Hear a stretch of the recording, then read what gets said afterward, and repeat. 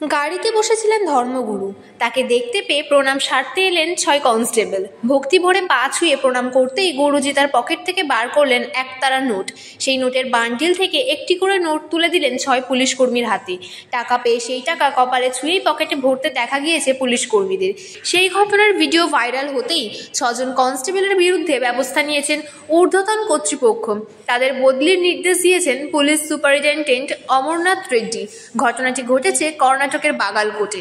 X হ্যান্ডেলে viral হওয়া সেই ভিডিওয় দেখা গিয়েছে বনশঙ্করী মন্দিরের কাছে কর্তব্যরত এই উর্দিধারী পুলিশ কর্মীরা এক ধর্মগুরুর পা ছুঁয়ে তাকে প্রণাম করছেন। সংবাদ মাধ্যমের সূত্রের খবর, ওই ধর্মগুরুর নাম সিদ্ধানকোল্লা শিবকুমার স্বামী।